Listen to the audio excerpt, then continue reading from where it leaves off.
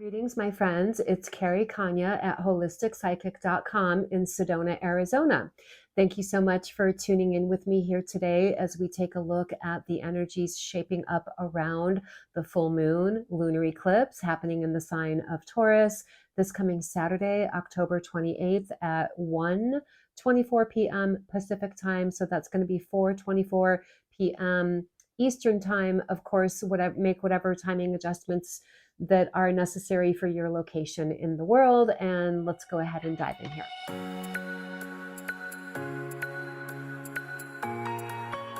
So I want to start by reminding us all that eclipses are always gateways of illumination into expanded awareness. We just had a solar eclipse in the sign of Libra 2 weeks ago. That eclipse was a South Node eclipse. It brought up themes having to do with completion around relationship themes. Now, that doesn't necessarily mean that it's always going to be like a life partner type relationship or romantic relationship. The theme of that would depend on where the Libra house in your chart is. So, for example, it could have been endings or completions with your relationship to work, your relationship to your home, your relationship with friends, siblings, things of that nature.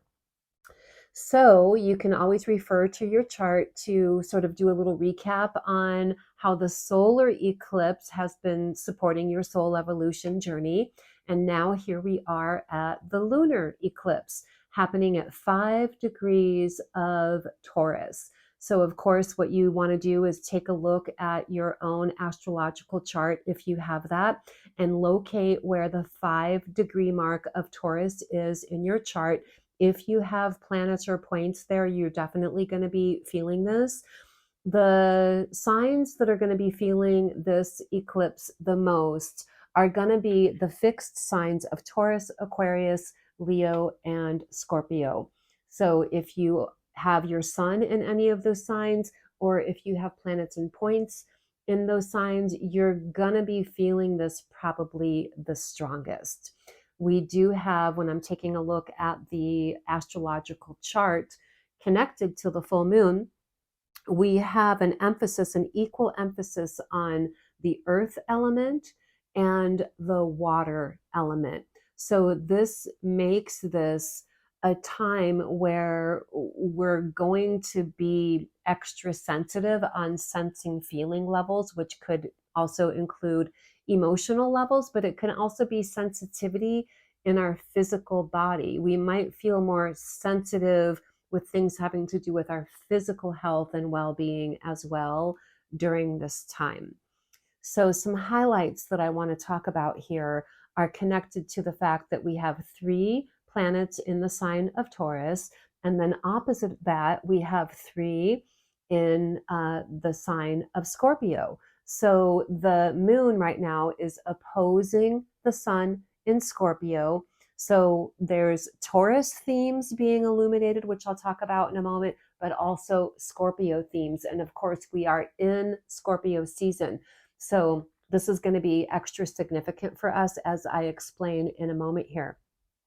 So Taurus themes, what are those? Taurus themes have to do with our self-worth, what we value. It can be literally how we make money, things connected to our personal finances, but it's also things having to do with Venus-related themes because Venus is the ruler of Taurus. So again, we still have the dynamic of our self-love, our self-worth, value, but also things having to do with aesthetics, our sense of beauty, what we need to feel in harmony in our life. Taurus often inspires us to optimize the quality of comfort that we experience in our home environment as well.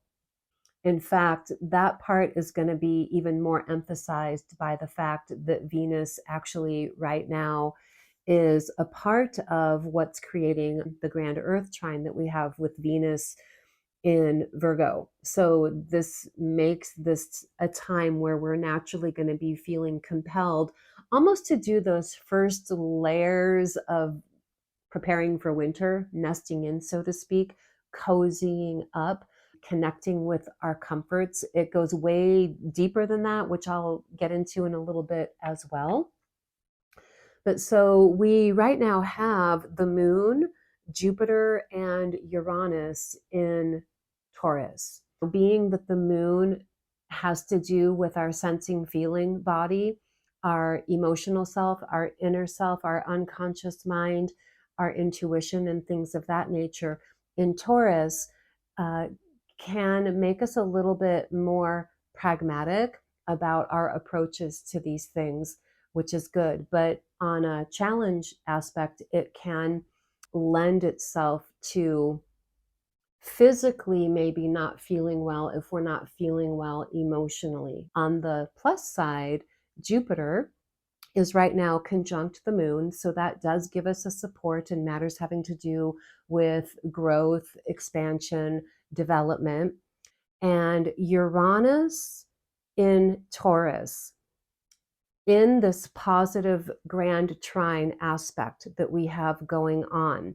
The earth energy is about manifestation energy. Uranus brings unexpected opportunity. So I feel that Uranus in Taurus is igniting a renewed illumination and enthusiasm to take initiative. We may feel like a sudden ambitiousness, so to speak, a sudden ambitiousness to take initiative in enacting changes that we have been intending to get to in our lives. This next few weeks of this lunar cycle can be a time where we suddenly feel like we're getting a lot done. That's how I'm reading that energy. That feels really good. And then while I'm on the subject of the grand trine, Pluto is in the mix, okay? Pluto is significant because it's one of the planets. Pluto and Mars are the rulers of Scorpio. And Mars is in Scorpio right now. And I'll get more in that in a little bit. But with Pluto in the mix of this grand Earth trine that we have going on, it's in Capricorn in the late degrees.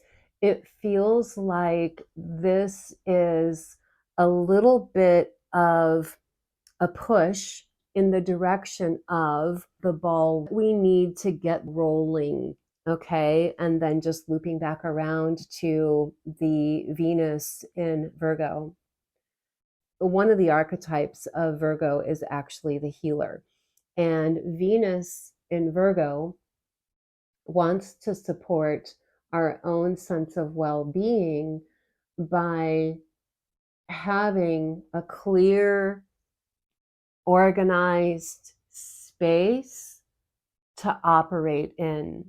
Virgo is all about the details. And with Venus being very connected to our values and our self-worth, this is a time where we are mentally organizing our awareness around what it is that we want to carry forward in our life for this next leg of the journey that we're going to be in after this eclipse, what supports our well-being, and letting go of what does not support our well-being. It's interesting to me that the ruler of Virgo, which is Mercury, is in Scorpio right now, which is in opposition to where the eclipse is happening. And one of the rulers of Scorpio in opposition, Mars, is also in Scorpio. And then Pluto is making a square aspect to the sun in Scorpio. So even with the full moon eclipse happening in Taurus, there's a lot of energy going on the Scorpio aspect as well. And being that we are in Scorpio season, this actually is one of my favorite times of year, because it's the very best time of year to do our deep inner healing work, shadow work. Scorpio season is the realm of shadow work. This is a really intense time of what I'll call spiritual alchemy, meaning interpersonal transmutation type of work, healing work that leads to growth. And I really feel that with Pluto being a part of the grand trine that's happening and squaring the sun in Scorpio, that's adding to the Scorpio theme and the transmutation and the transformational energy that's coming into the picture now. Now, back to this Taurus lunar eclipse. I want to say this. This is the last eclipse in Taurus of what has been a previous 18 months to 2 years of eclipses on the Taurus Scorpio axis. And so this is a time of completing, coming into some type of resolve with dynamics that have been playing out in your life for the past 2 years. Now, here's the other thing that I want to say about this. 2004 was the last time we had the lunar eclipse in this exact degree.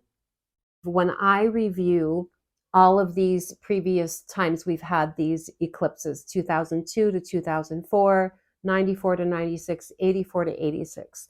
For me, all of these times have been like 2-year periods of sort of awkward gestation, incubation periods, leaving me at a point of like a several year time of grounded forward movement, positive growth and development.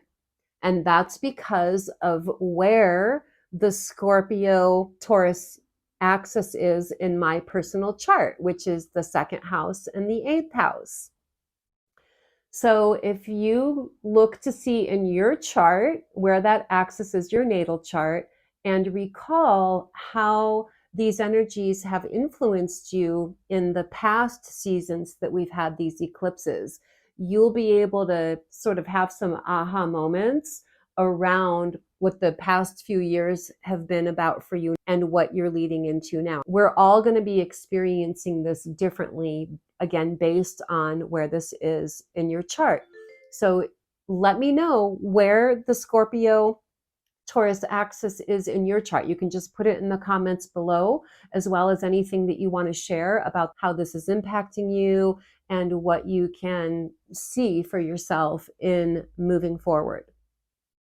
Now, there's some other things that I want to talk about here. And this is connected to the fact that we do have a trine aspect happening between the Sun and Saturn, and a sextile aspect happening between the Moon and Saturn. And when I'm looking down, it's because I'm looking at this printed out chart that I've got going on for us today here. Now, the reason this is important is because Saturn is at 0 degrees right now.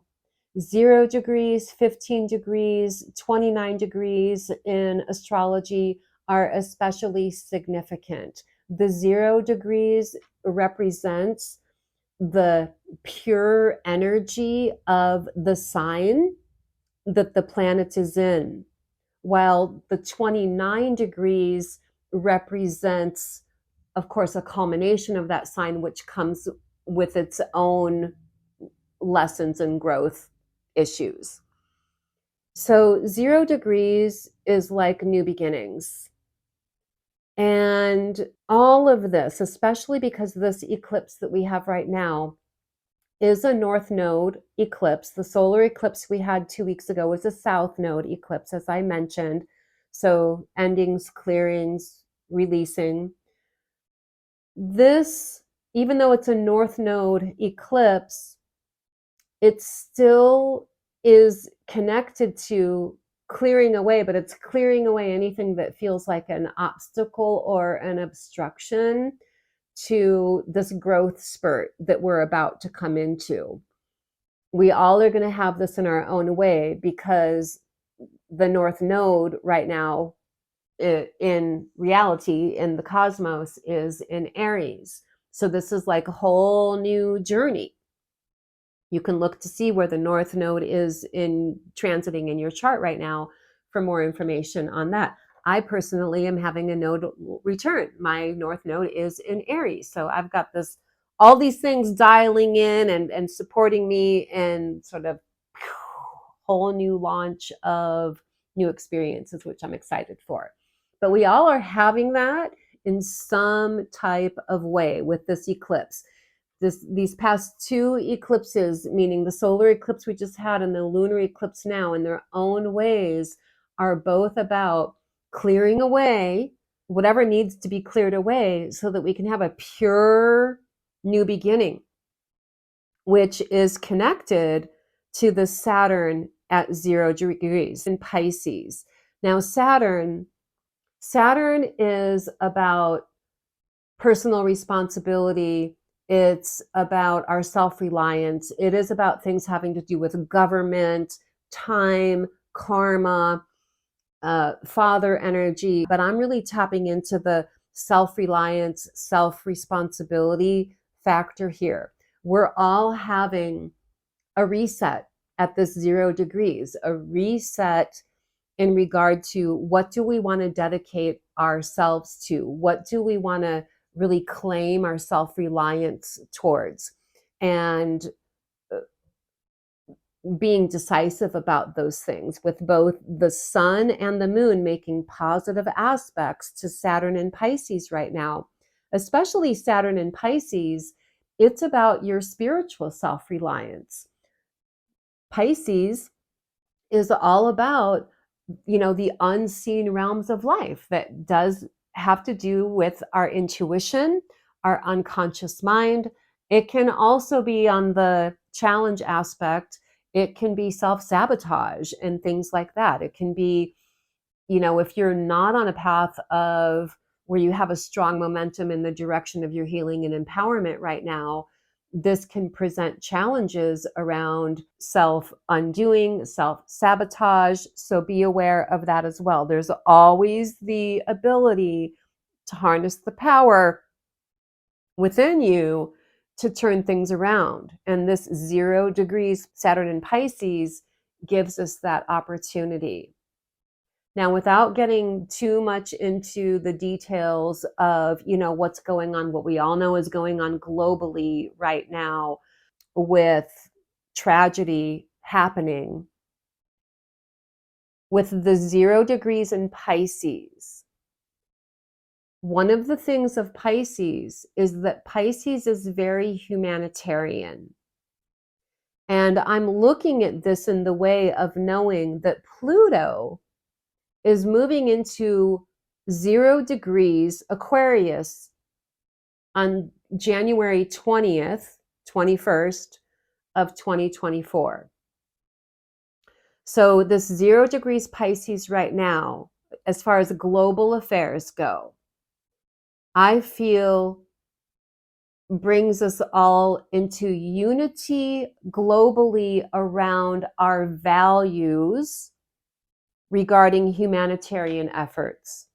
And then Pluto is going to be backing that up over the course of the next few months. So as far as the global affairs that are happening and the tragedies that are happening, my sense is humanitarianism wins. I can see unity among the different countries in the world, uniting in humanitarianism and being united in supporting what feels right and good and supporting well-being for humanity. And the last thing I'm going to say about this is that the best thing we all can do is to hold that space, hold that vision for peace on earth, humanitarianism, rising above. When Pluto goes into Aquarius, it dipped into Aquarius earlier this year for a short time, but And we've got one more short retrograde in 2024, but then Pluto is going to be in Aquarius for the next 20 years. And this is really dialing in that age of Aquarius, which is way more about unity within the collective. It's we, it's us, it's supporting what's good for all of us in humanity for our future. And this 0 degrees of Saturn in Pisces is a little bit of a peek into that, because Saturn is connected to government issues, which includes military issues, right? So humanitarian, with the Pluto coming in as well. So best thing we can do is hold space and envision that. I'm gonna recommend that we all resist feeding into the drama of it, choosing sides, be on the side of peace on earth, be on the side of collective well-being, harmony, happiness in humanity. It's the best we can do here. Going back to Venus in Virgo, it is opposite of Neptune in Pisces. So Virgo, ruled by Mercury, is a lot about clarity of mind. Venus in Virgo brings us into clarity of awareness and intelligent thinking, again, in regard to what our values are, our self-worth, our self-love, embodying inner beauty, harmony. Okay, opposite Neptune in Pisces. Neptune is the ruler of Pisces. And so it's very much about the spiritual dimension of us. So this oppositions are two different energies that need to find a way to work together. They act as reflections towards each other. So this is like uniting mind and spirit around themes connected to self-worth, self-value, around, what's supporting our soul evolution and our spiritual growth, with the Neptune in Pisces as well. And then going back to Mars in Scorpio, each planet, each sign has its high vibration qualities and its more unconscious challenges. Mars in Scorpio can be intense emotional turbulence internally if we don't know how to regulate our emotions or work through our emotions. So that's the challenge. That's opposite the lunar eclipse. So we may feel a little bit of an inner angst that we are not completely conscious of the source of, but knowing this ahead of time gives us some tools to work with. Mars in Scorpio can drive our enthusiasm at the same time for doing that deeper, alchemizing, healing shadow work. With Mars and Mercury conjunct in Scorpio, Mercury in Scorpio inspires us to be investigating topics that are more esoteric or occult, learning more about transformational practices, because that's the domain of Scorpio. And then Mars gives us that drive to have a passion for that. And so these are all energies that are opposing the lunar eclipse. Super amazing time to be doing any type of healing work. Being that we have the grand trine in earth signs, an approach to healing work can be somatic therapies, movement-oriented therapies. That can include breath work, sound healing, movement, dance, yoga. Moving our body is the best way to regulate the nervous system, to clear away energy that's been, held in the cells of our body. we're all experiencing intensely transformative times, but it's like we've already been in the throes of the metamorphosis type of time, and we're coming out on the other side of it right now. Because of that, this is a really good time to gain clarity and insight through your own meditations. Of course, if you would like some additional insight or guidance, you can reach out for a psychic reading, an astrological reading, maybe reaching out to have a shadow work session or a somatic therapy session with me. So definitely feel free to reach out. Now, I am going to pull a card for each of the signs. So if I call your sign, this is if it's your sun sign, it can be your rising sign, or if you have planets or points, a lot of planets or points at that sign that gives you, a boost of that type of energy. So I'm going to start with Aries, the first sign. And let me just lay my cards out here. So each sign gets a message through the cards. Okay, Aries. Right now, the North Node is in Aries. And so if you are in Aries, the North Node is in the vicinity of your sun. So new adventures in regard to your sense of who you are, your identity. Let's see what card wants to come up. You're getting the Lover's card, and it showed up reversed. And the Lover's card is about unity within yourself.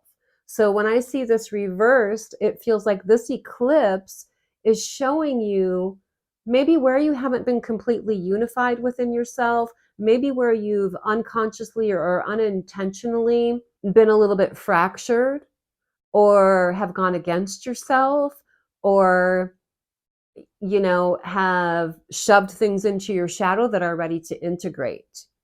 So for Aries, this can be a really powerful time of reclaiming power and energy, leading to integration so that you can move forward on that path of self-discovery in an integrated way. Okay, Taurus is next. Of course, the lunar eclipse is happening in Taurus. Okay, you got the Five of Wands.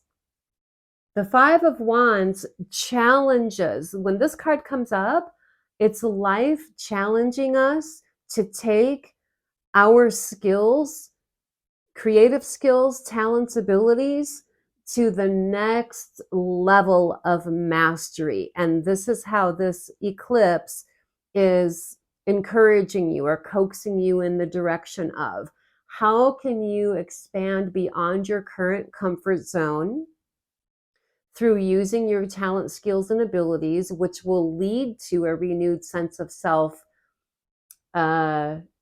confidence around them, self-development around them. So this is a time of development around your creative talent, skills, and abilities, how you're directing your life force energy, expanding beyond your comfort zone. So let's take a look at Gemini right now. Gemini is getting the Nine of Swords reversed. So the message for Gemini around this eclipse is that, I'll just show you the card right side up. This is the shadow thinking card, which is, being consumed with worries, doubts, fears, concerns. And it's time to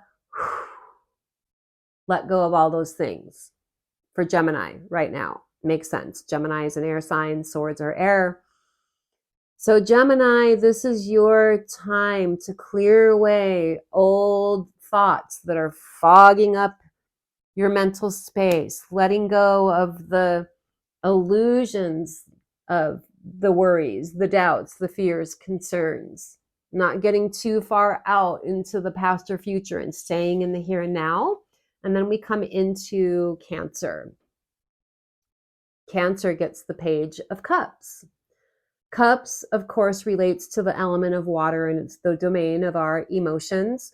And Cancer is a water sign. When the Page of Cups comes up, this typically means or indicates a new endeavor, a new pathway opening, taking first steps on a new pathway in the realm of emotional optimism. It's new endeavors that are connected to emotional sharing, emotional upliftment, and vibrational, well-being on that sensing, feeling level. So Cancer gets a new beginning coming to you on the other side of this eclipse along those lines. By the way, as I'm reading off these signs, if these messages are resonating with you, definitely let me know in the comments below. Okay, now we're coming into Leo. Leo gets the Seven of Wands. Okay, Wands is relating to the element of fire, which Leo is a fire sign.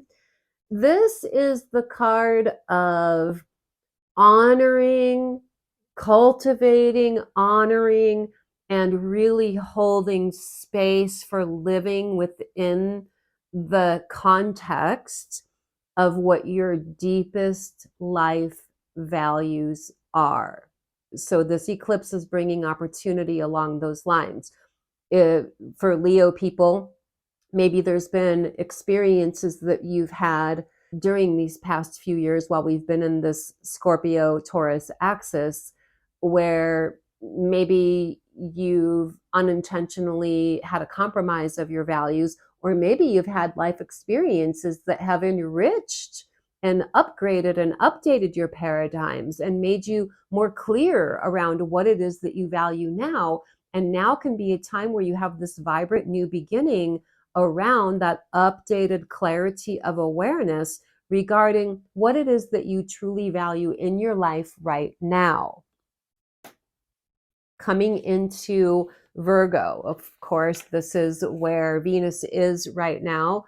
So Virgo, you have matters having to do with self-love, self-worth coming up for you anyway. And then the Seven of Swords reversed is coming up for Virgo. When I see this reversed, it's a reminder to really use discernment around who you're sharing your plans, your intentions with, and only share with people that you know for sure are going to be supporting you. This is the energy of tactful, diplomatic ways forward. In the reverse position, it makes me feel like think before you leap, think before you act, be really deliberate around your steps and how you're strategizing right now. And again, only share with others that you know for sure will support you. You don't want to leak the energy. You want to be really discerning right now, Virgo. Okay, so coming into Libra now, let's see what wants to come up. The Empress card coming up reversed.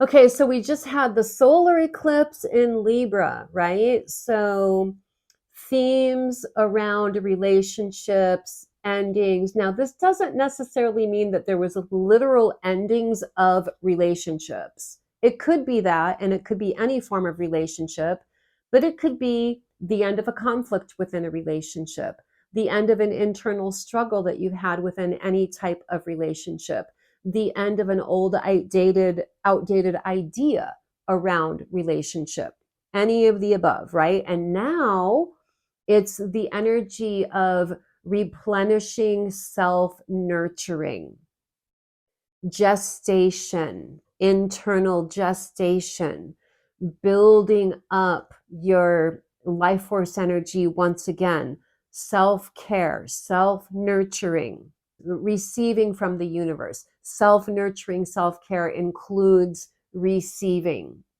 Libra's all about balance and harmony. And sometimes when Libra gets out of balance, it can mean depletion because of giving. This is your time to receive and be observing and honoring of what you need for your self-replenishment, tending to your self-care. And then let's come into Scorpio. We are in your season. The Sun, Mercury, and Mars is in your sign right now, opposite this eclipse. So Scorpio is definitely going to be really impacted by this eclipse. And you have the Knight of Wands. Okay. Remember what I said about somatic healing? This is healing through getting your creative expression juices flowing. Oftentimes, Scorpio energy can be musical, poetic, things that have to do with the arts.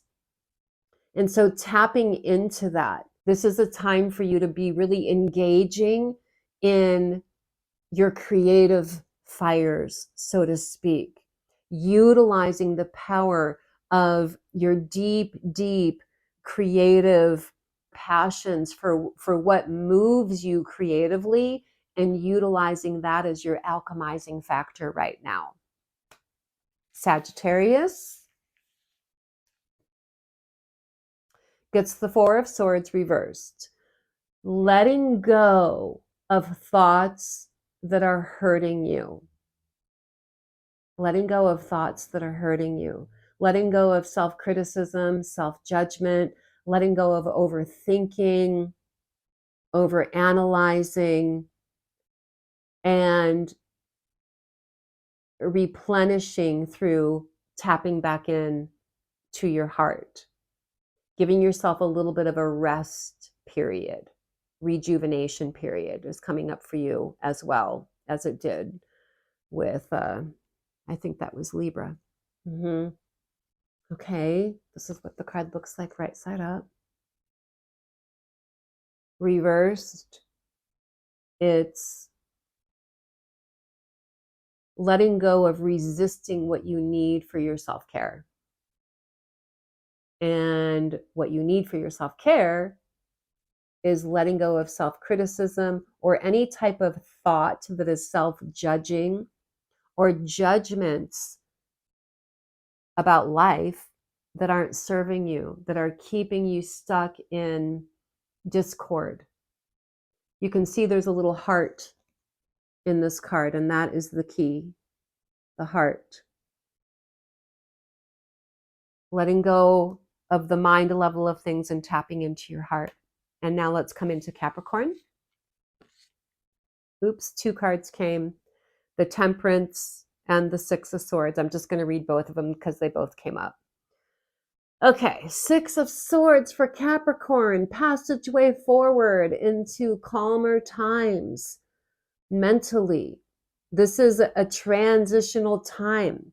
You're leaving the shores of the familiar realm into the unknown passageway of whatever the next land is that you're going to be reaching, but coming into more calm, tranquil times within your mind.